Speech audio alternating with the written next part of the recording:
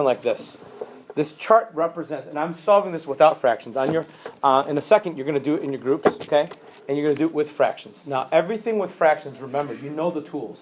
Convert to improper. You know how to multiply. You know how to set ratios, right? We're taking all those skills that we learned isolated, put it together. That is the true test to see if you really understand it. All right? That is your mission. So they're talking about whatever the story. Just there's basically different things you're cooking. You're cooking the same thing. There's A, B, C, D batch, and there's blanks. You see the blanks? We need to put in the missing parts. So my question to you is, how do you figure that out? Let's look at what's the batch that has the most complete information, Ochoa? A, B, C, or D? Which one has the most amount of information? A and B. I would say A only has one thing, so let's nix that one. B. Matter of fact, technically, can you figure out what this is right here? Yeah. Shh. Oh, someone just blurted it out, but that's right. Okay? Okay. Okay, Keely, how did you know it's 5? Well, you just do 4 plus 1. You just do 4 plus 1, right? It's simply, hey guys, it's simply the broth and then the rice. You just add them up. That's all it is. Got it? Now, can we do it for the other ones? Yeah, I know. Why? Well, we can do it for D. Hands, please. Schneider, why? There's not enough information. Now, here's the thing.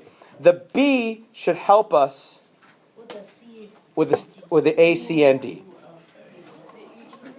Okay? So the question is, what is it?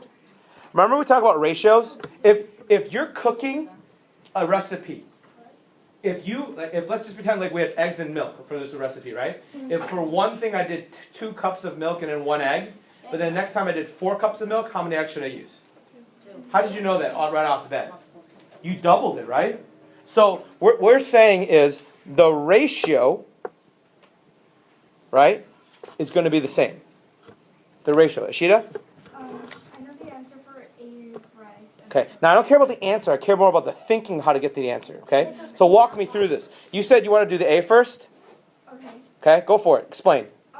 So since in B, there's 4 broths and 1 cups of rice, which equals to 5 cups in total. Okay. And 4 divided by 2 would be 2. So that's A is half of B.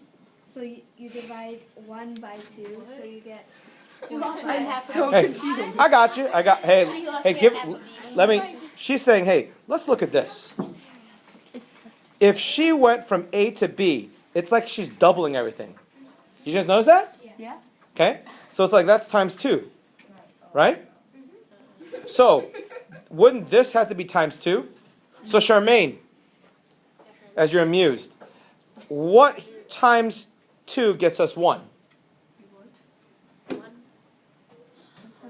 Help her out. She's kind of confused. It's okay. Okay. Because she said, hey, think about it. Remember I talked about the eggs thing? Exactly what I just said? We're doubling everything. I'm pointing at the screen as opposed to my iPad right now. What are we, if we're doubling this, to get to the 4, you have to do the same thing with the rice, right? Have you ever done a recipe where you double everything and you didn't put as much sugar in it? It doesn't taste as good, right? It's kind of nasty. So what would go there? Rossi, what's up? 0.5. How'd you get that? Awesome. So that one is 0.5. Hey, are we done with that one now? Yeah. Matter of fact, what would that total be now? Okay, go ahead and fill that out. Some of you guys are understanding this. That's 2.5. Now that's 5. Ooh. Now we have the other one going on. 4 times 2. Okay. 4 times 2. Very good. And then that's 8 now. And then 10. And that's 10. You see how each thing kind of builds off of one another. Now the true test is what the next one is. That one's kind of complicated.